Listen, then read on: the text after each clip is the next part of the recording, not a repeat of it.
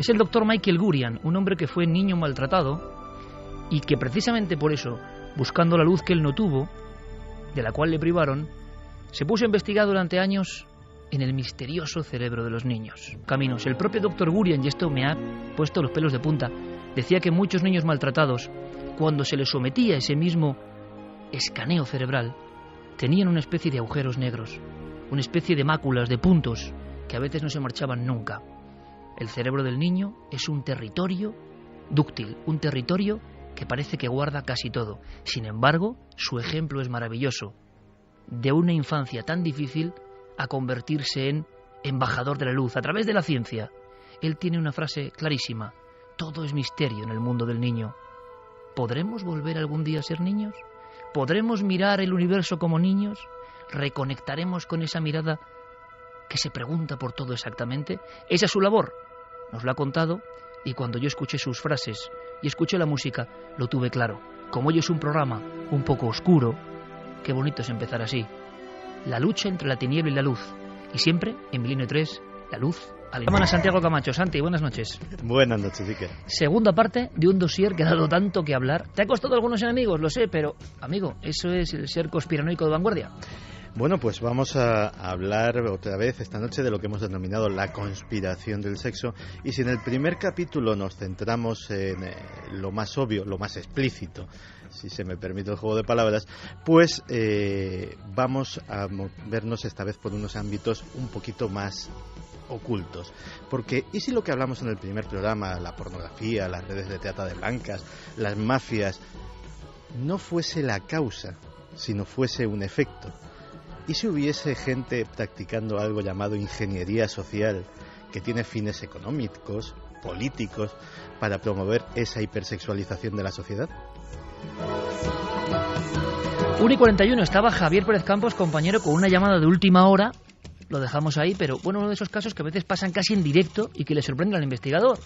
Intentaremos investigar sobre ello. Javi, buenas noches. Buenas noches, Iker. Pues sí, desde luego, yo he estado intentando convencer a esta persona para que nos contara en vivo los hechos, porque están ocurriendo ahora, están ocurriendo esta misma noche, pero esta persona está sola en casa.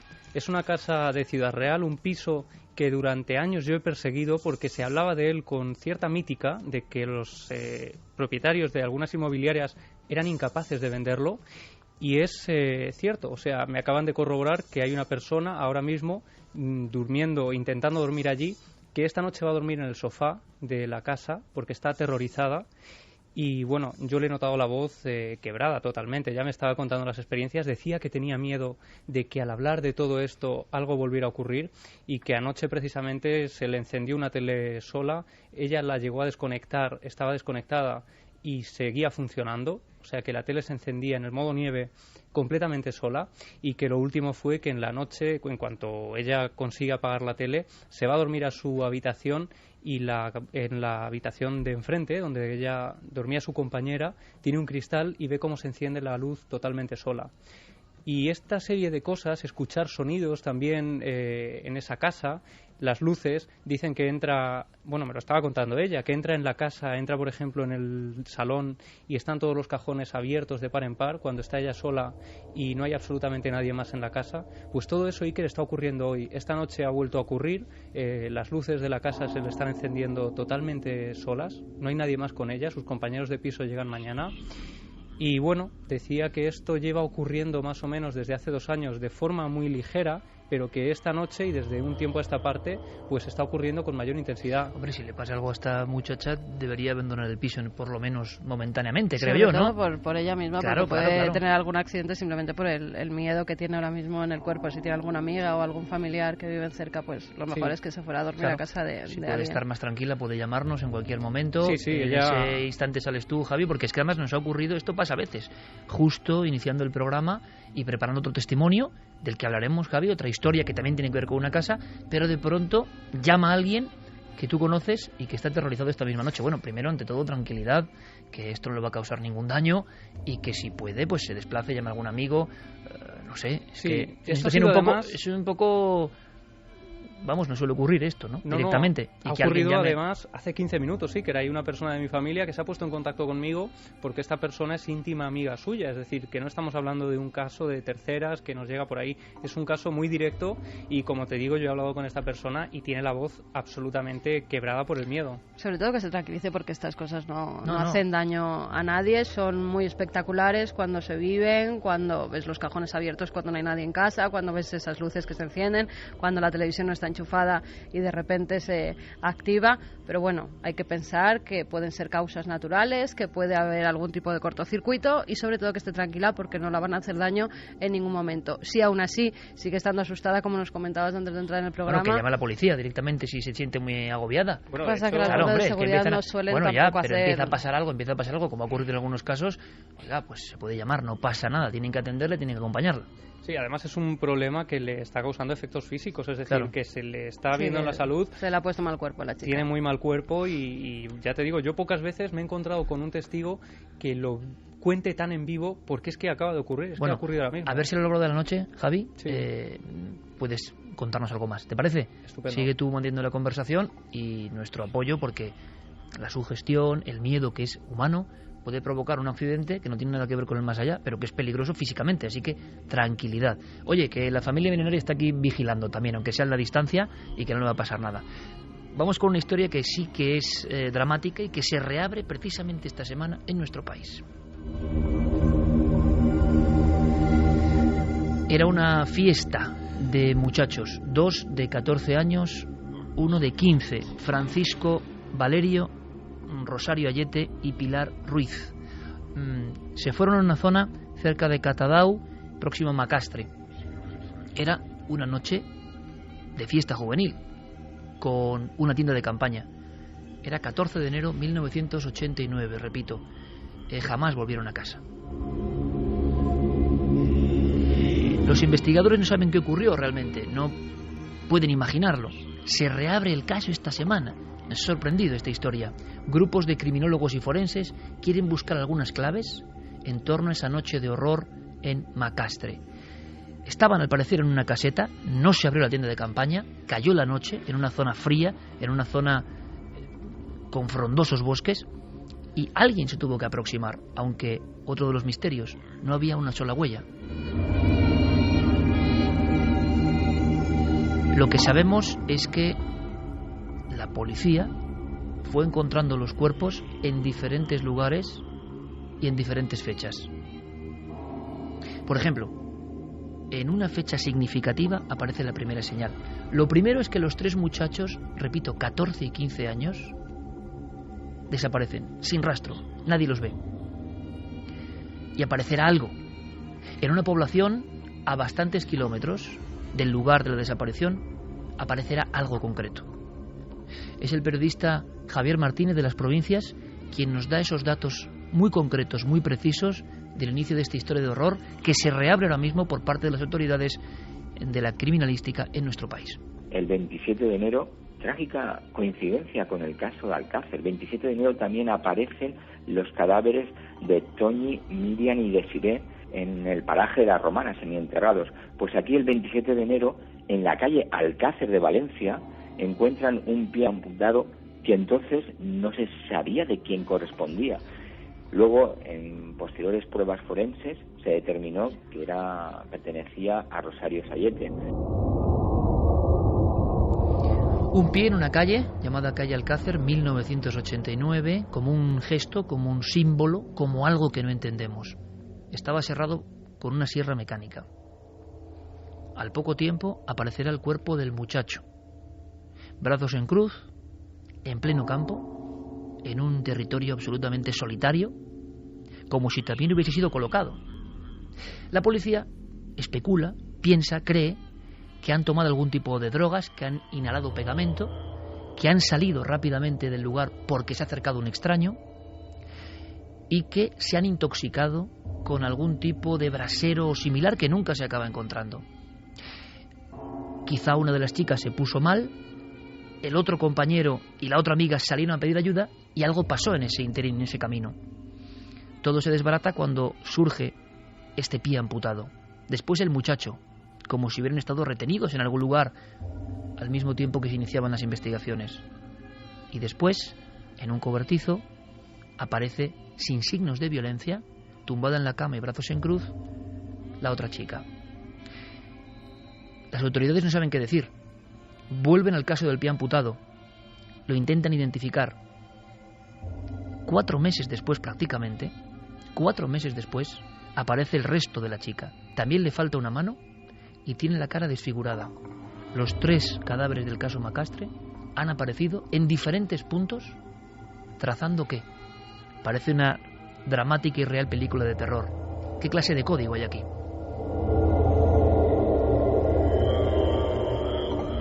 Piensan en un individuo con una sierra mecánica que ha llegado por la noche para sorprender a 3 niños que están en la montaña y que nunca llegan ni siquiera a desplegar su tienda de campaña. Piensan en un cóctel mortal de drogas, pero ¿cómo explica eso los cortes y la distribución de los cuerpos? ¿Qué demonios está pasando?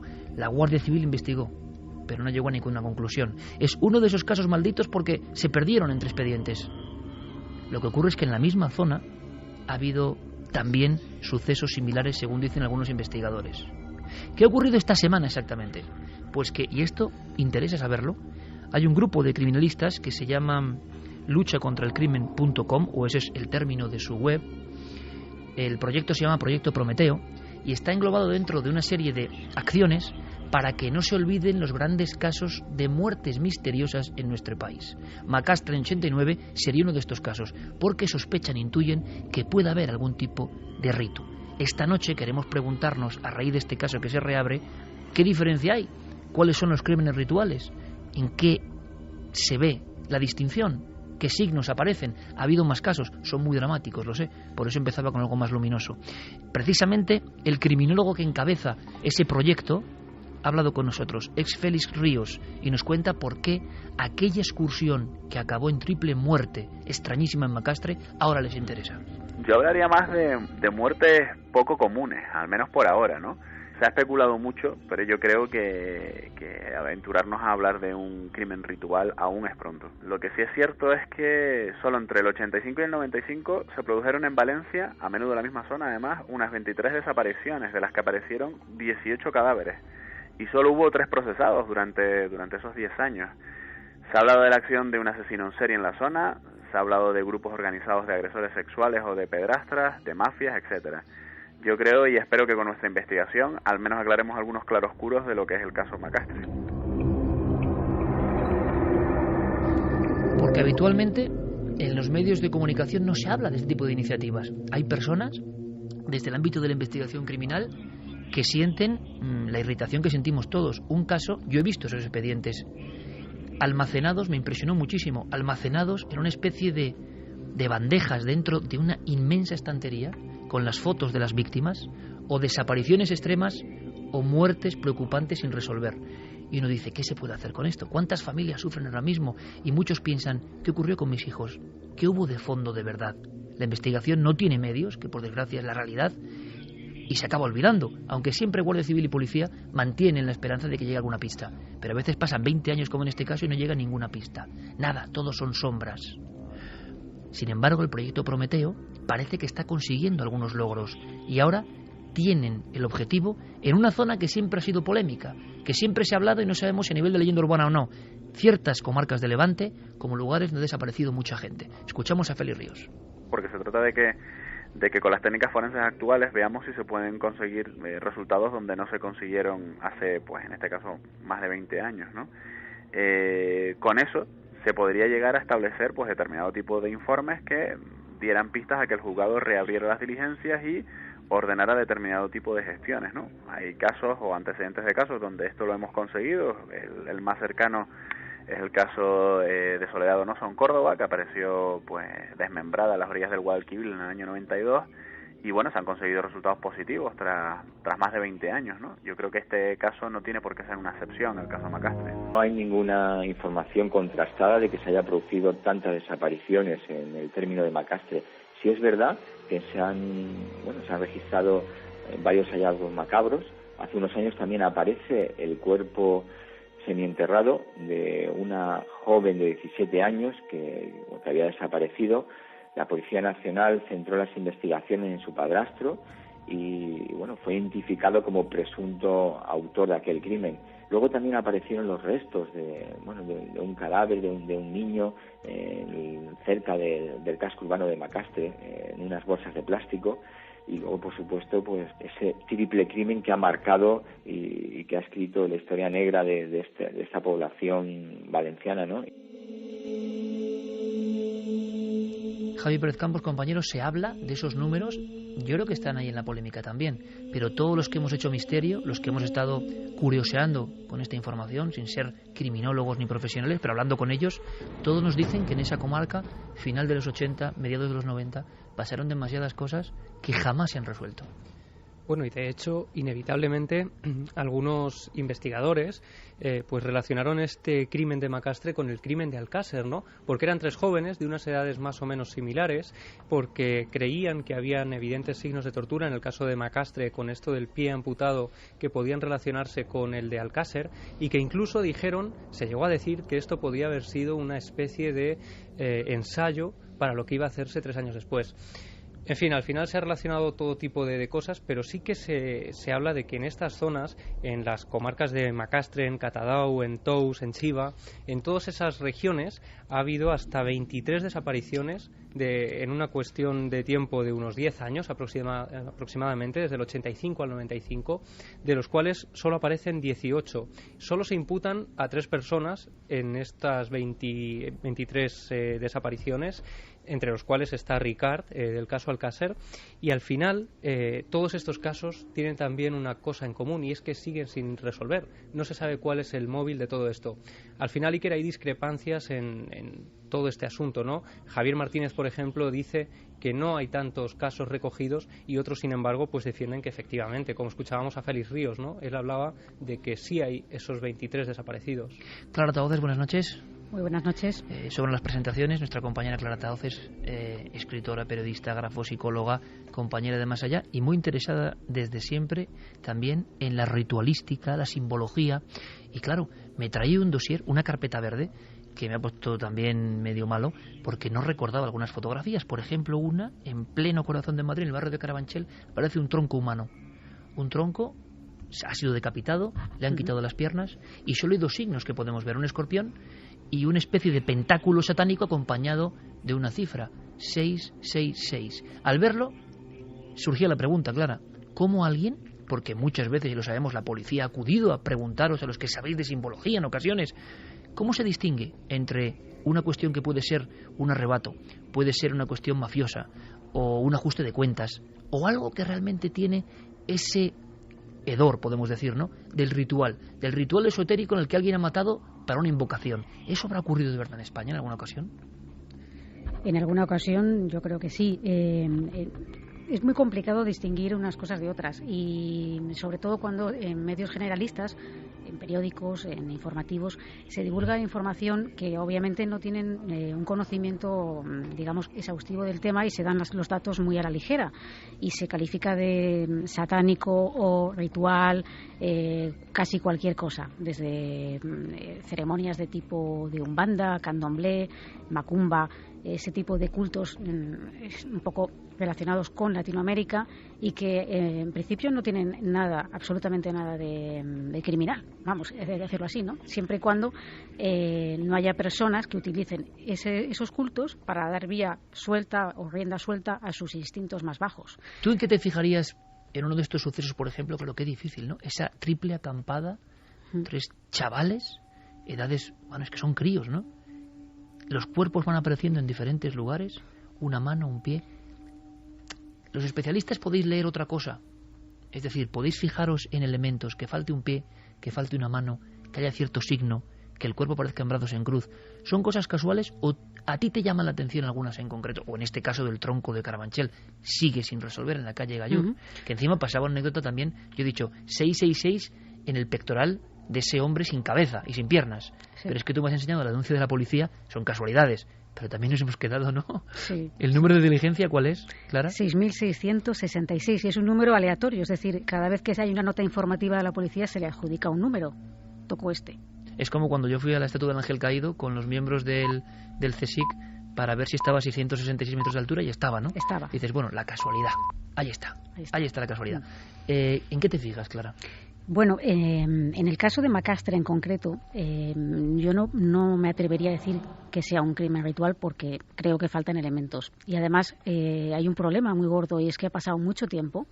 En su momento, si no se hizo una recogida exhaustiva de información, de pruebas, de elementos, o si no se pudo llegar a más, porque, como se ha explicado antes muy bien, en esas épocas no había, digamos, las técnicas que hay ahora para analizar determinados crímenes o determinadas pistas, como ha pasado en otros muchos casos, por ejemplo, sin ir más lejos, con el famoso estrangulador de Boston, ¿no? Que al final parece que no era él, es un señor que estuvo en la cárcel un montón de años, ¿no?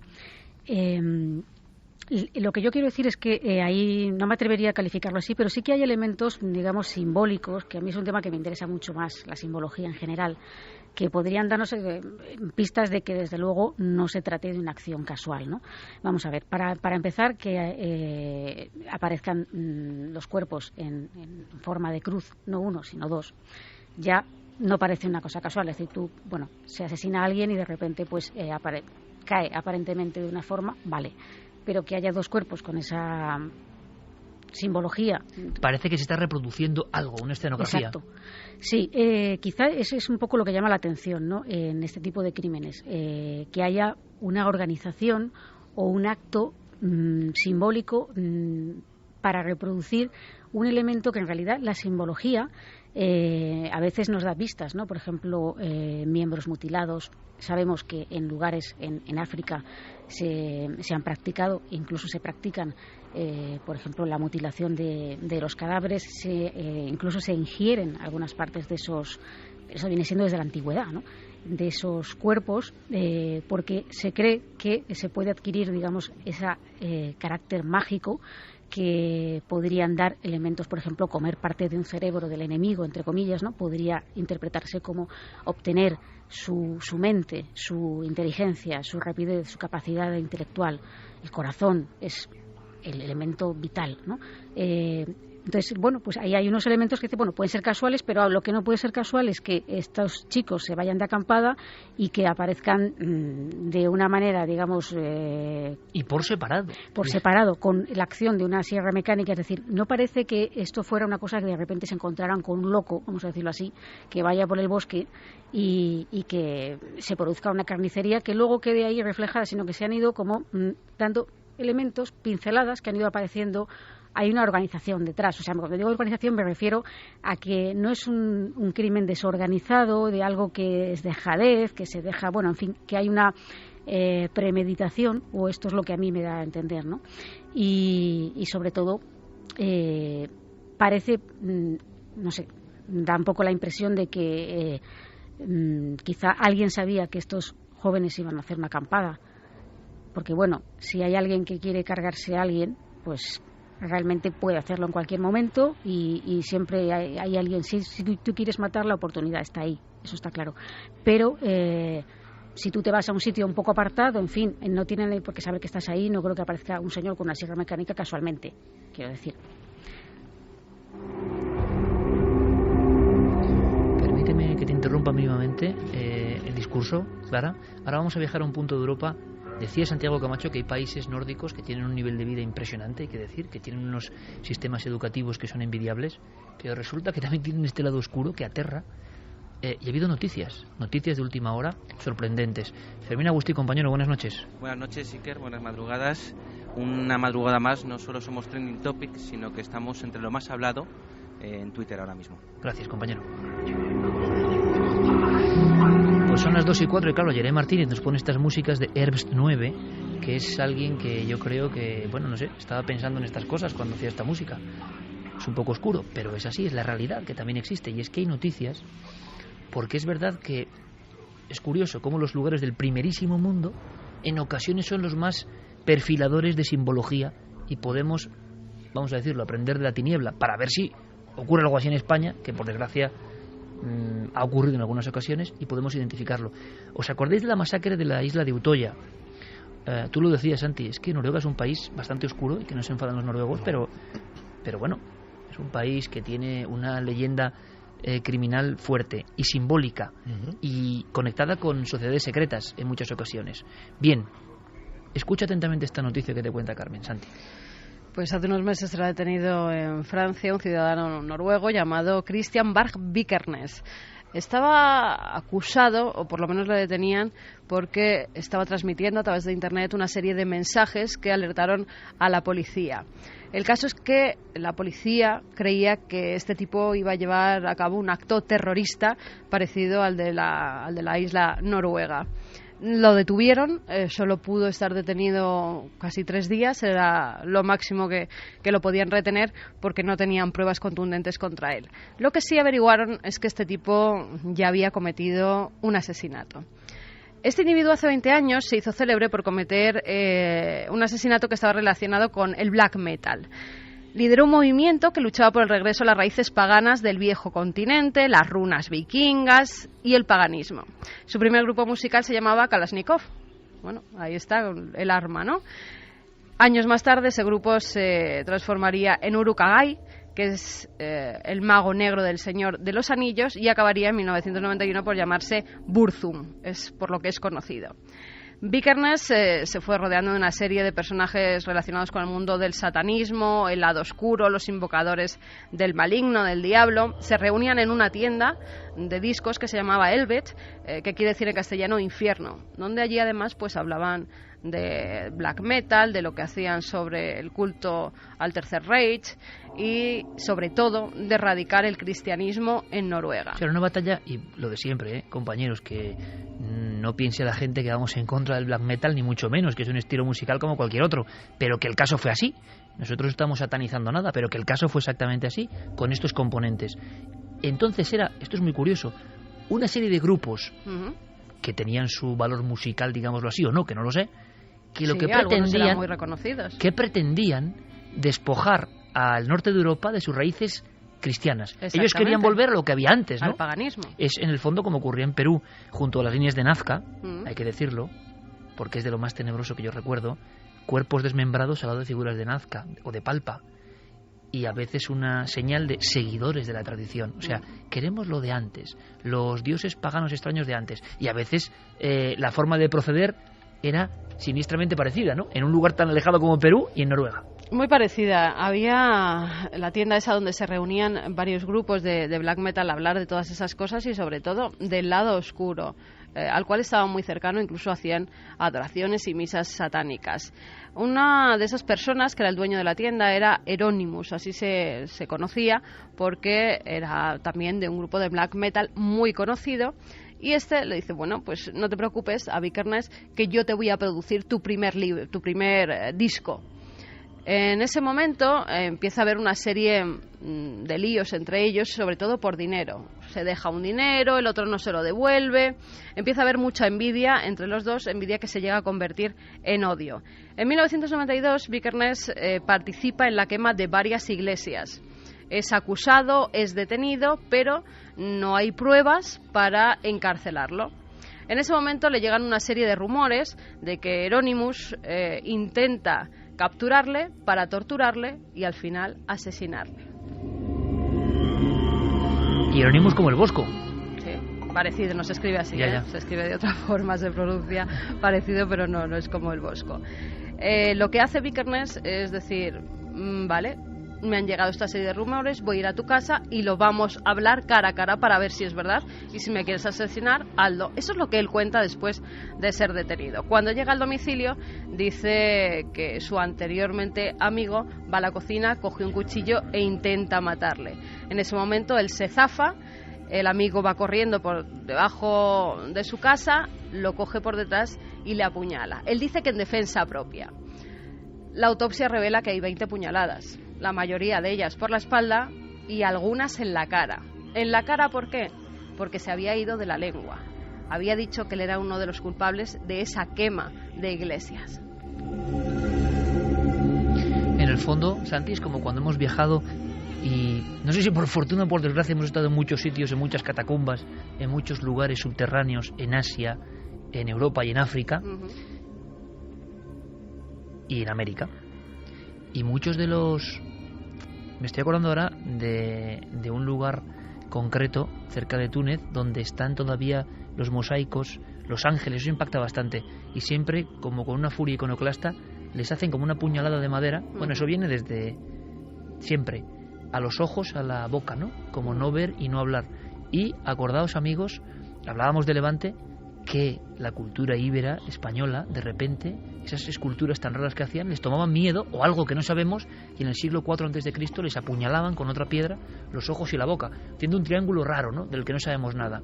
Pues aquí prácticamente lo mismo. Además está relacionado con lo de Utoya, porque Andrés Breivik, que era el que hizo esta matanza donde murieron 77 personas, mandó a 530 personas su manifiesto de lo que iba a hacer. Y una de estas personas era precisamente Vikernes. Por eso se le relacionó con que probablemente podía cometer él también un atentado por las cosas que estaba publicando en Internet. Bueno, es que Bart Vikernes es todo un personaje. De hecho, lo que sucedió en la escena del black metal noruego a principios de los 90 es una de esas comunidades muy cerradas, se llamaban el círculo interno, el Inner Circle, que de repente entran en una espiral de demencia que ni ellos mismos se imaginan. Estos, en vez de irse de litrón a los fines de semana, se iban a quemar iglesias medievales que son patrimonio de la humanidad, que son de madera, preciosas y tal. Por cierto, Santi, fotos de iglesias en mitad de la nada quemadas que impresionan, sí. Que sacó Clara en el lugar de los hechos y que lo tenía ahí en la carpeta y que no nos contará. Pues imagínate, ardían como teas. Pero para que nos hagamos una idea de hasta qué punto esta gente pues se cayó en una espiral de demencia absoluta, el primer cantante de Burzum era un tipo que se llamaba Death. Death, para inspirarse en los conciertos, llevaba animales muertos, pájaros, ratones, etcétera, etcétera, en los bolsillos de su cazadora para aspirar el hedor de la muerte mientras cantaba y sentirse más inspirado. O sea, es gente que estaba muy mal. Estaba muy mal de lo suyo. Para hacernos una idea, vamos a andar con rodeos, a pesar de lo de los animales muertos, pues no se sentía lo bastante inspirado y en una crisis creativa cogió una escopeta y se levantó la tapa de los sesos. Con estas que llega al apartamento que compartían Vikernes. Y lo primero que se le ocurre al ver el cadáver son dos cosas. Una, coger un trozo del cráneo de su colega para hacerse un colgante, y otra, hacer una fotografía para hacer la portada de su siguiente disco. Antes de llamar a la policía. Por supuesto. O sea, para aquí vamos amenizando, ¿no? Hazme un favor, pero estamos hablando, Clara, si puedes, porque yo quiero recordarlo.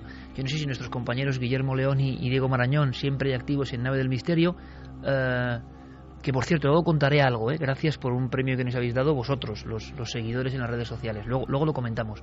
Pero quiero que me lo muestres aquí. No sé si lo ha visto Santi. Hay uno de los dibujos de niños que más me han impresionado. Creo que en alguna ocasión los había visto, pero ahora cobran una fuerza muy especial, ¿no?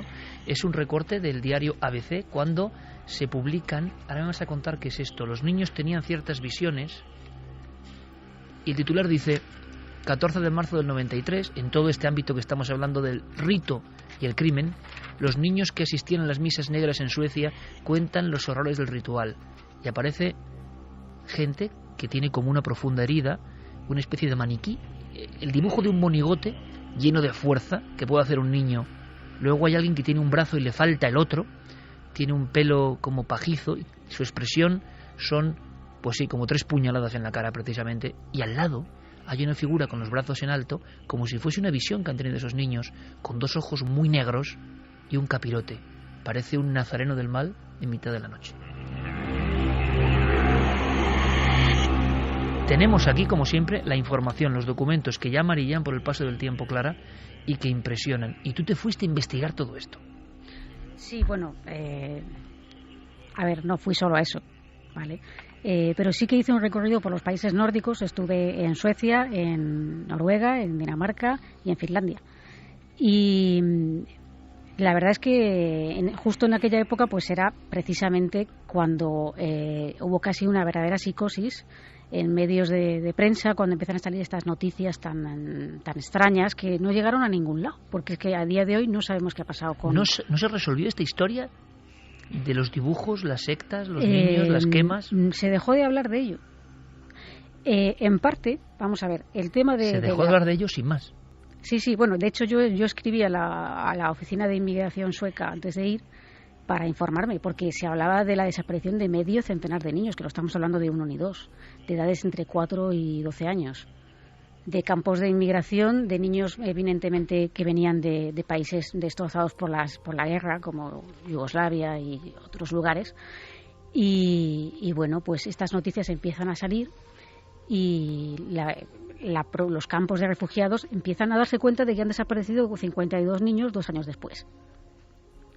Entonces, bueno, yo creo que si tú quieres cometer una serie de crímenes o puedes hacer barbaridades, vas a buscar siempre a víctimas, salvo que estés muy trastornado y te cargues al primero que pasa por la calle, gente que no, en principio no sea reclamada o que su desaparición pueda pasar desapercibida, como ocurrió en estos casos, ¿no?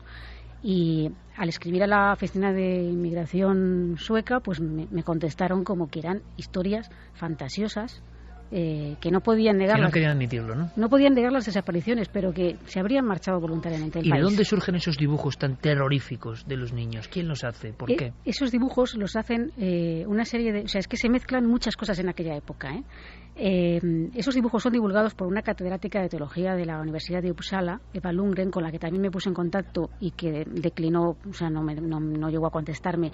Esta mujer había sido amenazada de muerte. Ella tenía una serie de testimonios en vídeo de niños muy pequeños que hablaban precisamente de lo que estamos comentando en esos dibujos. Esos dibujos fueron hechos por ellos y describían lo que habían vivido en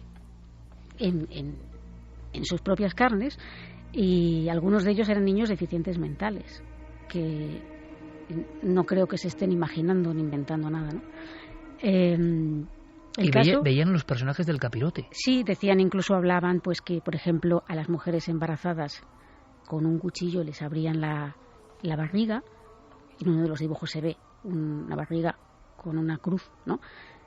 Para sacarles los bebés. Ellos lo comentaban así, que les daban un azúcar que sabía muy amargo.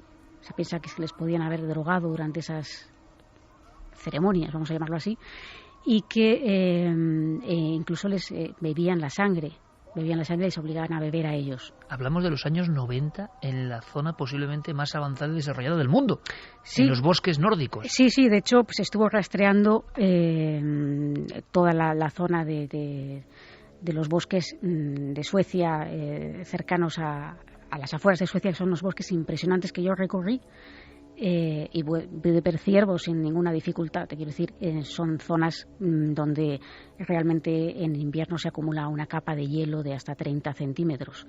Y se estuvo rastreando esa zona porque algunos de los niños decían que allí los habían enterrado, que los metían en cajas de plástico. No se halló nada, Iker.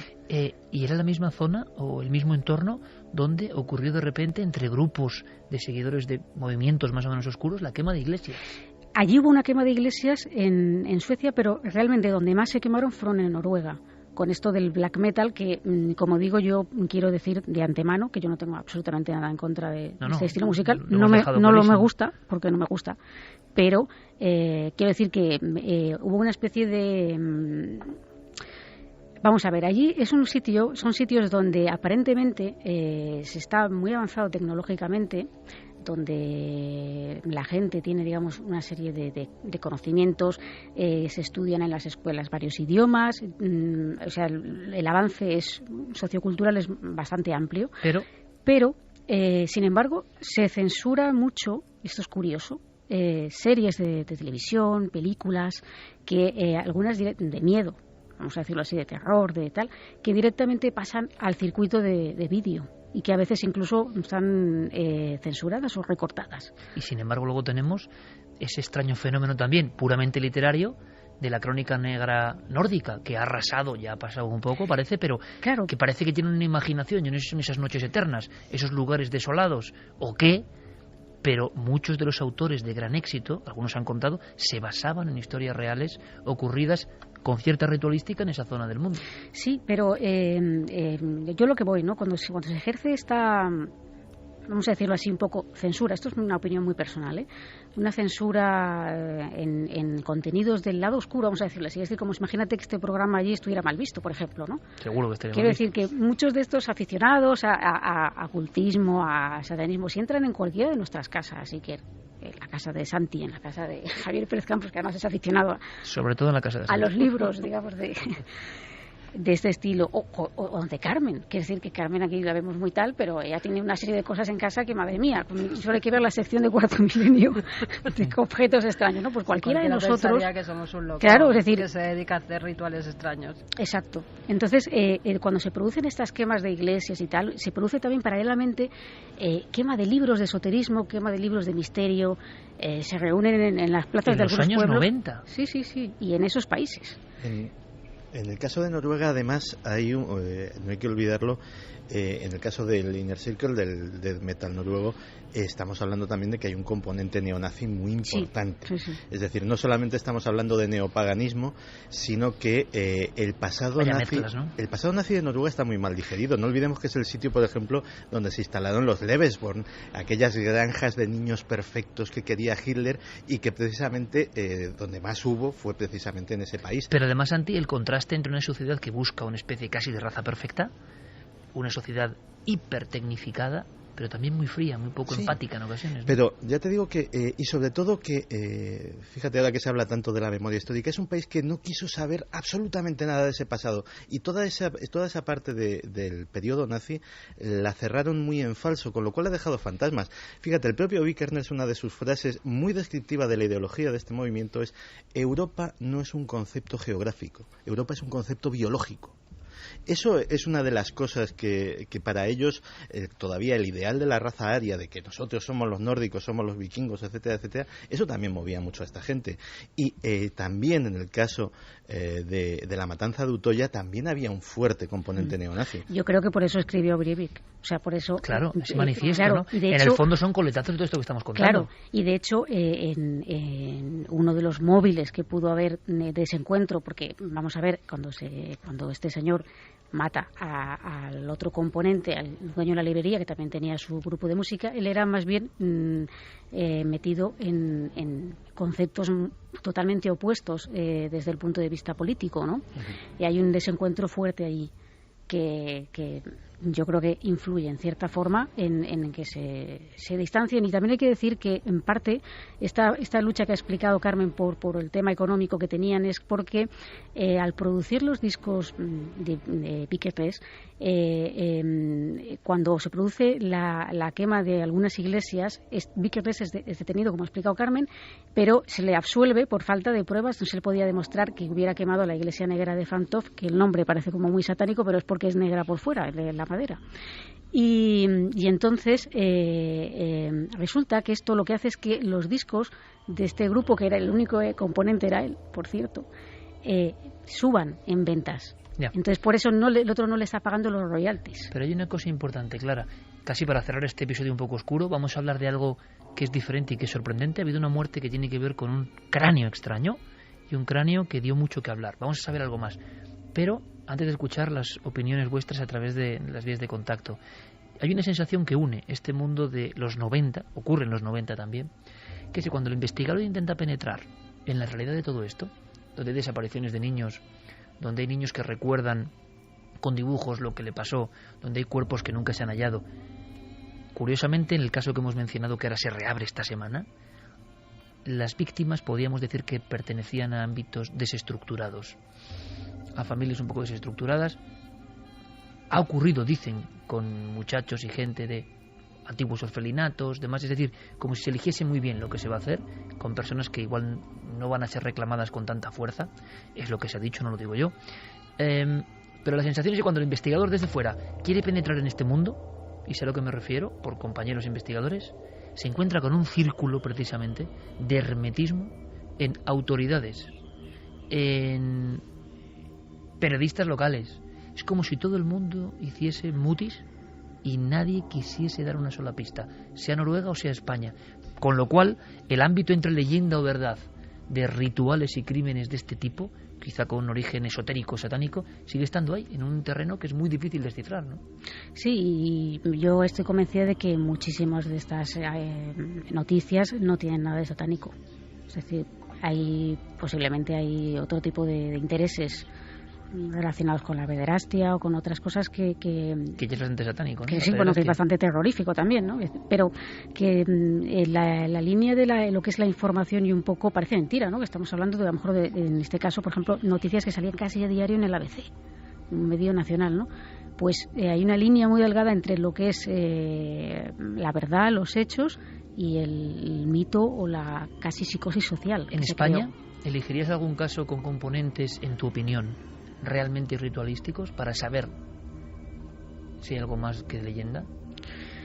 Bueno, en realidad cualquier cosa es ritual, es decir, nosotros practicamos rituales. Hay que tener en cuenta que un ritual es una acción que se desarrolla para lograr conseguir algo o para pedir algo o para reforzar una creencia. Es decir, quien lo realiza es un poco, en el fondo, supersticioso, pero realizamos rituales todos en el fondo, ¿no? Un cumpleaños es un ritual, la Navidad es un ritual, la comunión es un ritual, todo esto está muy bien. El problema es cuando esos rituales, y no estoy hablando de manías, digamos, obsesivo-compulsivas, que pueden llevar, por ejemplo, a lavarte las manos 30 veces al día, porque pienses que si no lo haces te va a ir mal, por ejemplo, ¿no? Sino a personas que realizan a lo mejor una serie de acciones para pedir algo, ¿no? Entonces, desde ese punto de vista, cualquier crimen podría ser ritual si quien lo realiza lo hace con una intencionalidad, aunque sea nimia. Es decir, ahí podríamos entrar. El problema es saber si el ritual es para pedir algo o si se está pidiendo algo porque en el fondo se tiene una patología y se cree que eso te va a comportar un beneficio, ¿no? En Galicia recuerdo 2 casos: el crimen de los tilos, de una mujer que su marido, en una especie de arrebato, le sacó las vísceras, colocó una cafetera, colocó unos signos, nadie ha descubierto. Te quiero decir, el silencio que se cierne sobre algunos casos. ¿Os acordáis? En aquel monte de Pontevedra, una mujer envuelta o rodeada por velas en mitad de una montaña, que luego la Ouija, además de un nombre concreto, era una mujer sin nombre, y la Ouija, en una conexión de alguien que intentó convivencia, algo tan arriesgado, de un nombre que luego se verificó que era la víctima, cuando la persona que estaba en esa sesión no sabía nadie quién era la víctima, era un cadáver sin nombre, como tantos otros en España, ¿no? Vamos a hacer una cosa. El cementerio de Zaragoza, ¿no os acordáis? También no es un crimen, pero sí que se hizo un ritual sacando los huesos de los muertos, desenterrándolos y haciendo un caldero que, como decías antes, era como para obtener las virtudes de los difuntos que estaban allí. Eso sí que es un signo ritual. ¿Os acordáis que además algunas tumbas fueron profanadas de una forma una era en Gerona, que llegaron a hacer caldo de huesos, que dices, ¿qué está pasando? Un caldo de huesos metidos en un caldero que se encuentra, algo está ocurriendo extraño. Y luego, yo siempre lo comento, pero es que me impresionó muchísimo, cementerio de Zaragoza, y de ahí pasamos a los mensajes. Cementerio de Zaragoza, lo que estábamos comentando antes, los ojos marcados, pero casi en horizontal, como con un signo, ¿no?, que ha trascendido los tiempos, que te lo encuentras en antiguas esculturas y te lo encuentras en modernos movimientos. Los ojos marcados y la boca, todas marcadas, un área del cementerio. Pero se fijan los operarios en algo que yo creo que tuvo que impresionarles. Estaban todas, menos una, la tumba de un bebé, con foto del bebé. Todas silenciadas, menos la foto de un bebé. Vamos con los mensajes. María José Pulido dice: menudas mezclas de corrientes políticas, de patologías, comportamientos, normal que todo desemboque en psicópatas. Ana Heavy: algunas de las iglesias quemadas, las primeras, estaban construidas en antiguos centros de poder paganos. Eso es lo que denunciaban muchos. Qué interesante es esto. Sí. Ellos creían, a lo largo de la historia, siempre ha habido esa superposición de capas y de culturas, ¿no? Entonces esta gente, esto es curioso, Santi y Clara, demandaba que volviese a la deidad anterior, ¿no? Que lo que estaba ahí antes era más fuerte que lo que está ahora, que no se podía silenciar lo anterior, que esto ha pasado con muchísimas iglesias que se han construido, por ejemplo, en lugares megalíticos. No, casi todas, ¿no? Es que esa además es otra de las peculiaridades de Noruega. La cristianización de Escandinavia no fue precisamente tranquila, fue más bien una imposición y una erradicación de los dioses antiguos, no fue algo, digamos, adoptado alegremente por los pueblos nórdicos, con lo cual siempre antropológicamente les quedó un resquemor importante hacia. Y no olvidemos que el nazismo, en el fondo, es la recuperación de las viejas deidades paganas, ¿no? Nos dice también, continuando ese mensaje, que al ser centro de poder paganos, la quema reivindicaba lo sagrado de la antigua cultura, que Burzum nunca ha sido un grupo satánico. Damian Omar dice: hace unos años un antropólogo canadiense realizó un documental sobre la cultura del metal. Una de las partes del documental trata esta cuestión en Noruega. El señor Navarro, que dice que ve injusto que porque te guste el black metal y creamos en dioses, dice el que cree en dioses nórdicos, seamos satánicos. Parece muy bien, lo hemos dejado claro, ¿no? Es porque que es que si no hemos dicho en ningún momento lo mismo, que queda claro, hombre. JJ, eso es aprovechar bien los recursos, usar el cráneo y el cuerpo muerto de su amigo para promocionar su disco. Así va el mundo. Lo conspiranoia dice el mal existe al igual que existe el bien. Quien más siente el bien tiene que luchar contra demonios más grandes. Moisés Pita, Euronymous, fundador de la banda Mayhem, uno de sus discos, Suicidio Real de su cantante. Y nos pone lo que ha dicho foto. Santi, la famosa... Que, por cierto, gazapo mío, efectivamente era de Mayhem, no de Burzum. La famosa fotografía que... Sí, que tampoco queremos... Es un poco terrorífica, ¿no? Tampoco queremos verla mucho. Donde se ve al chico pues que se ha quitado la vida levantándose la tapa de los sesos. Bueno, pero cualquiera cree que es una recreación, ¿no? Es que en ocasiones la realidad supera cualquier ficción recreada, o sea, ¿no? te ponerte a hacer eso antes de llamar a la policía... antes de llamar a la policía voy a hacer unas fotos aquí de... Así se ven cómo están las cabezas, ¿no? Exacto. En toda esa zona, además, desde Suiza hasta allí, realmente toda esa franja de Europa se cree todavía en la tropa de Odín, ¿no? En las apariciones es nuestra santa compañía, llevada al mundo de la Europa del Norte. Lo investigabais en las luces precisamente, Javier. Los guerreros a caballo, esa idea de un arquetipo antiguo que se vuelve a aparecer. Vamos a hacer una cosa, porque el tema es denso, oscuro. Curiosamente, ¿no? Coincide esta especie de interceptación de un individuo que dice la policía quería hacer algo parecido a la masacre de Utoya. Yo creo que hay que estar muy atento a todo esto. ¿Por qué? Porque da la impresión de que luego nos llevamos las manos a la cabeza cuando ocurre lo de Utoya, que nadie entiende por qué está pasando con este individuo, y resulta que en su mente hay un cóctel que se lleva fraguando muchos años, mucho tiempo, por una serie de raíces que hay que observar. Curiosamente, esta semana se reabren casos españoles que siempre han tenido un eco como de que había una maquinaria o rito más allá de lo mafioso, más allá del asesino en serie, y que no podemos resolver. Y nos quedamos como al principio realmente, con la sensación de que en las páginas de la criminología hay un montón de cosas que conectan con lo extraño y que no resolvemos. Yo, por supuesto, Clara, te invito a que te quedes. Vamos a hablar de cosas que te gustan todas estas cosas, ya has investigado todas ellas. Y yo creo que también es noticia, ya sabéis que en Merino 3 queremos dar paso a todo lo que está pasando, hay muchas noticias, y ha habido una muerte curiosa. Vamos a conectar con Diego Marañón. Diego, compañero, buenas noches. Hola, Iker, buenas noches a todos, ¿qué tal? Suena un poco la cuarta fase, porque de esto va esta historia.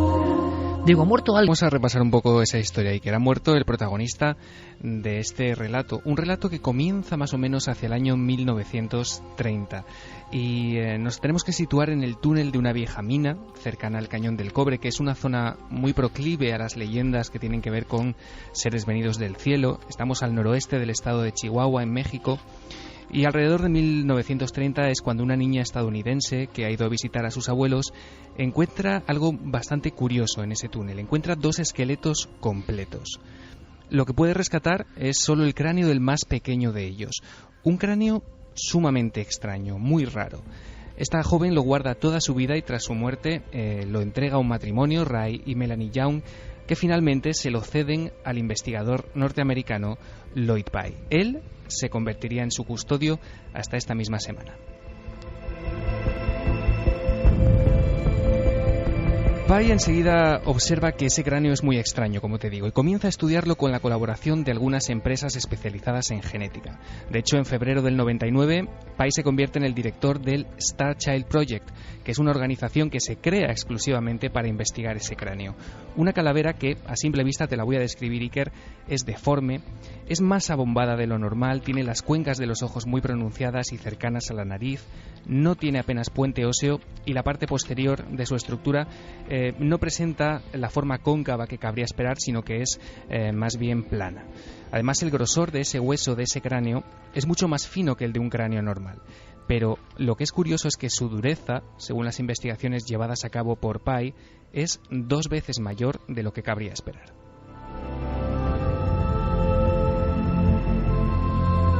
El investigador hace la prueba del carbono 14 y los estudios revelan que ese cráneo puede tener unos 900 años, pero las investigaciones aportan aspectos mucho más interesantes.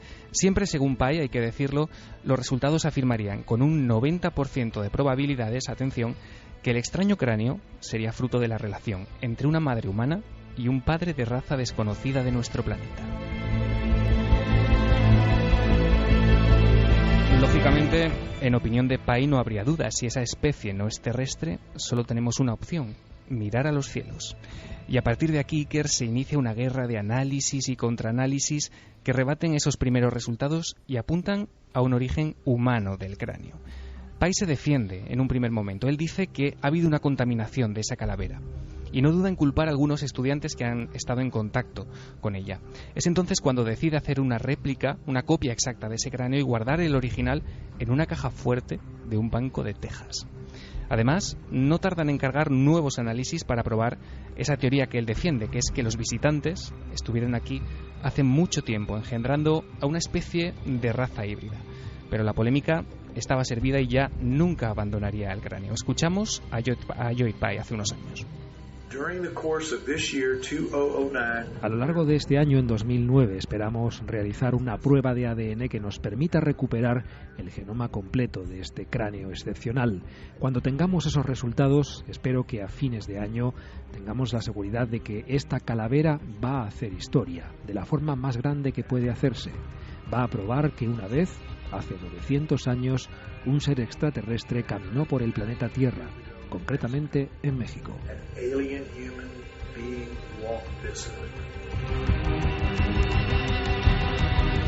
Esas últimas pruebas a las que se refería Pye son realizadas en un laboratorio de Estados Unidos cuyo nombre él dice que por seguridad no puede desvelar.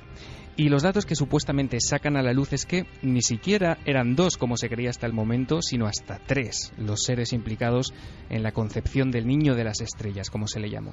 Como es lógico, Iker, Pye, que a estas alturas ya no tiene reparos en poner en cuarentena la teoría de la evolución y que apoya abiertamente cosas como la presencia Anunnaki en el pasado de nuestro planeta, tiene que hacer frente a numerosas críticas. Algunas de ellas, aunque pueden resultar correctas en el fondo, para él son furibundas, le atacan prácticamente sin misericordia. Uno de los más beligerantes es el conocido escéptico Steven Novella, de la Universidad de Yale, que en un momento dado dice que el cráneo tiene todas las características de haber pertenecido a un niño con hidrocefalia congénita y que esas deformaciones que presenta pueden ser el resultado de la acumulación de fluido en su interior. Bueno, en España, uno de los profesionales médicos que más ha estudiado esas características del cráneo y que parece apuntar en la misma dirección es el doctor Alfonso Sánchez Hermosilla, que es antropólogo y genetista forense del Instituto de Medicina Legal de Cartagena. Desde luego, cráneos como ese son perfectamente habituales en las colecciones antropológicas y a ningún antropólogo se le pasa por la cabeza que pueda no ser humano. De hecho, todas las investigaciones en este momento apuntan a que son humanos. La hipótesis más probable es que era un niño humano, simplemente con hidrocefalia y con alguna patología más. Lloyd Pye, Iker, estuvo en España a principios del verano de 2010. Participó en un par de congresos y también intentó conseguir apoyos para producir 2 documentales sobre este proyecto. Hay que decir que esto no lo pudo llevar a cabo. En los últimos tiempos siguió asistiendo ya con menor frecuencia a esta serie de conferencias, hasta que hace solo unos meses subió a su canal de YouTube el que sería su último vídeo, su último anuncio. En aquella filmación, Pye anunciaba que tenía una grave enfermedad y que renunciaba a la investigación activa. La noticia le afectó profundamente, pero aún así quiso compartirla de este modo que vas a escuchar con los simpatizantes de su proyecto. Hola, soy Lloyd Pye. Muchos de vosotros durante los últimos 14 años me identificaréis como el guardián del cráneo del niño de las estrellas. Durante ese tiempo habéis sido una gran ayuda y un apoyo continuo. Agradezco todo lo que habéis hecho para hacer que el proyecto avance. Sin embargo, hoy tengo que hablaros de un problema personal. Hoy es 21 de julio de 2013. Hace 5 días, el 17, un oncólogo me diagnosticó un linfoma agresivo. Ha sido un gran golpe para mí, para mi familia y para mis amigos. Ahora que esto ha ocurrido, quiero luchar por mi vida. Como os digo, hace 5 días, cuando me lo comunicaron, no me lo podía creer. Y estoy seguro de que muchos de vosotros, si me conocéis, sentiréis lo mismo.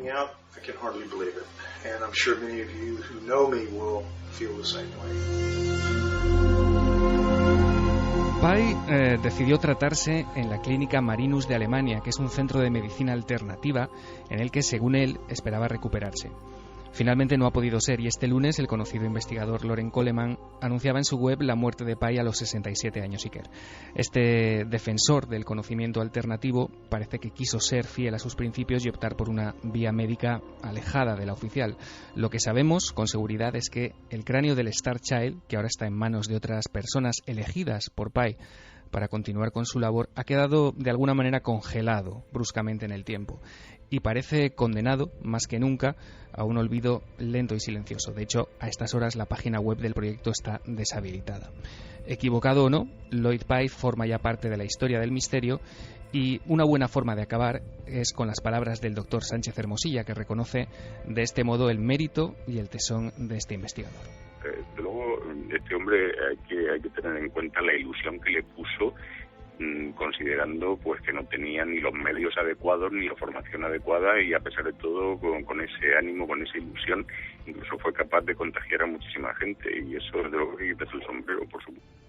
Que después de 45 años a solas ahí, traza una relación con ellos, y posiblemente podamos pensar que sea fantasía, pero ella sonreía y parecía que respondía y hablaba, y aquella imagen yo no la puedo olvidar. Era justo al lado de ese ejército de niños, que ahora mismo estará allí, me imagino, cuyos cráneos eran muy parecidos a lo que se ha contado que es el niño de las estrellas. Sí que debe tener ciertas anomalías, además de la macrocefalia, porque es extraño el cráneo, es extraño. Sí, es muy raro. Además, pero había tan raros como ese, ¿eh? Había mucho más raros. Había mucho más raros. Sí, lo que pasa es que este tiene algunas características que es cierto que no se asemejan con las cabezas deformadas de algunos museos de Perú, de México, que tenían deformaciones craneales porque se las hacían así, les ponían todo tipo de vendas para que al final les quedara como una cabeza, como si fuera un huevo. En este caso la cabeza parece más redondita, pero parece que sí es una enfermedad, ¿no? Porque sí que hemos visto más cráneos semejantes al de este niño. Bueno, lo cierto es que hay historias que nos sorprenden, acaba de ocurrir. ¿Y qué pasará con este cráneo de las estrellas? ¿Acabará en algún rincón también? Nadie sabrá nada. ¿Cuántos proyectos de este tipo, también con el interés enorme que hay por el asunto de los Anunnaki, están, no sé, solicitando, ¿no? A veces depósitos monetarios para hacer trabajos de investigación. Algunos, yo no sé si es marketing o no, dicen que están investigando en ciertas líneas, lo anuncian por todas las redes sociales, causan una gran expectación y luego no se sabe nada. Está ocurriendo. Y con el tema de los Anunnakis, yo os anuncio que en muy breve tiempo vamos a tener un debate, creo que explosivo, porque es interesante también escuchar a las personas que creen en España fielmente que, por ejemplo, esos cráneos abombados que hemos visto en Cuzco, en Perú, en Ica, que hemos filmado, que hemos fotografiado, no eran por las tablas y los paños, ¿no? Sino que eran descendientes de algo extraño que vivió con nosotros. Lo creen ellos, pero es interesante escucharles también. Está existiendo una franja como muy poderosa que reivindica esta presencia de los otros en la antigüedad. Y sobre eso va la siguiente historia y la siguiente protagonista. Obama, Área 51, Shirley MacLaine. ¿Cómo se mezcla todo esto? Pues es una mezcla un tanto explosiva. Si queréis vamos a oír un corte donde se escucha a Obama reconocer que por primera vez ha sido el presidente de los Estados Unidos el único que ha hablado de la mítica Área 51. Cuando te nombran presidente, una de las preguntas que te hace la gente es ¿qué ocurre realmente en el Área 51? Creo que acabo de convertirme en el primer presidente que ha mencionado públicamente el Área 51. ¿Qué te parece, Shirley? To ever publicly mention Area 51. How's that, Phil?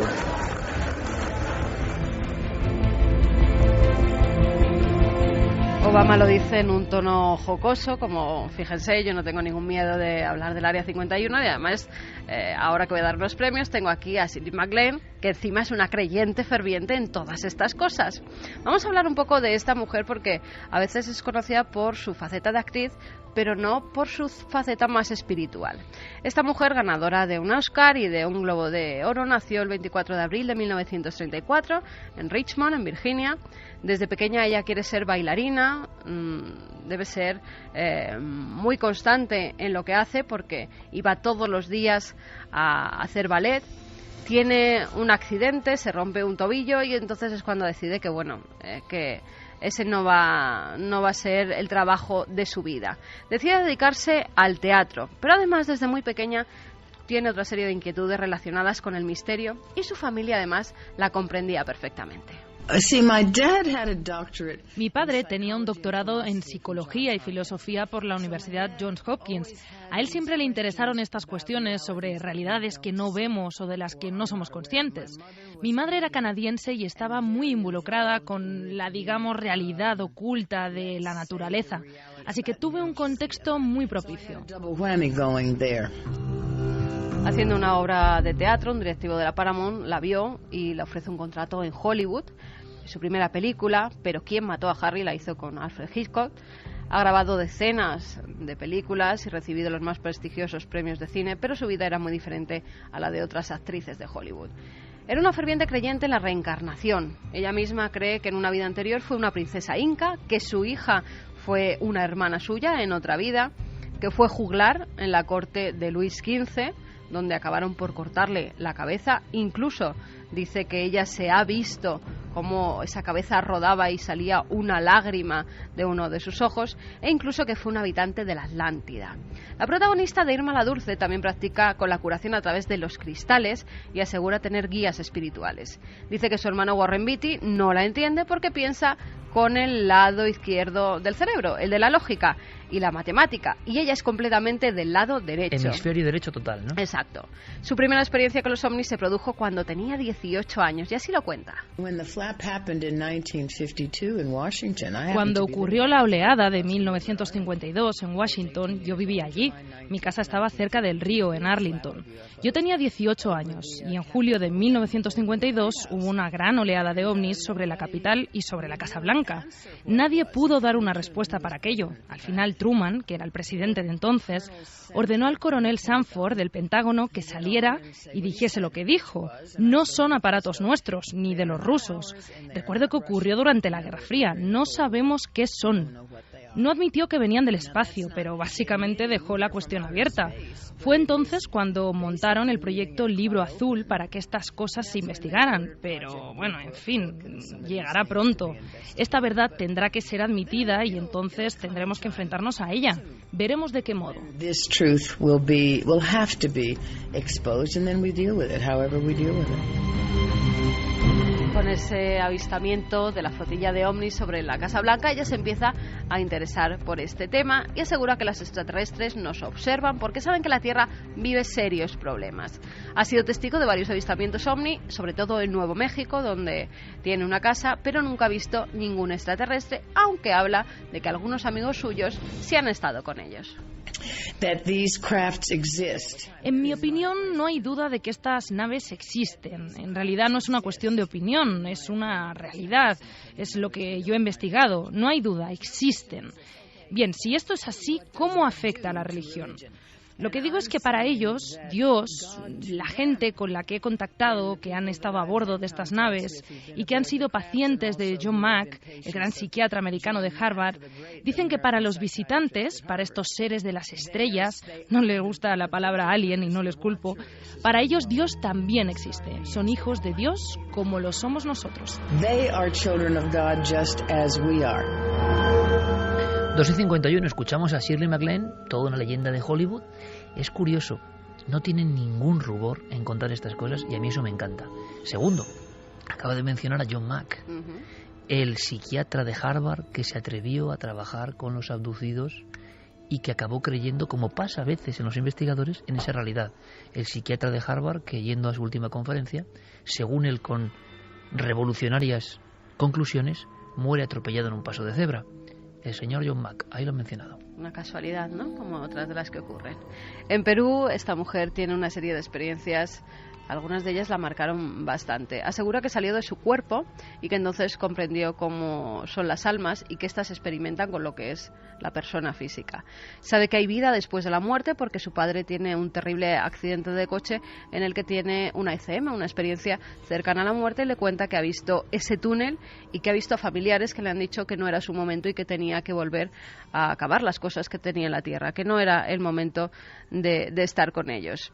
En 1994, Shirley también tiene una experiencia que es muy importante, que es hacer el Camino de Santiago. Lo hizo desde Roncesvalles, desde el Pirineo francés, y dice que durante este viaje, que fue muy iniciático para ella, descubre quién es ella verdaderamente, se empieza a conocer a sí misma y que además conoce a Dios. When I did the Santiago de Compostela Cuando peregriné a Santiago de Compostela, cruzando España hace una década, tenía entonces 65 años y, bueno, hacer el camino me permitió entender básicamente lo superficial que era.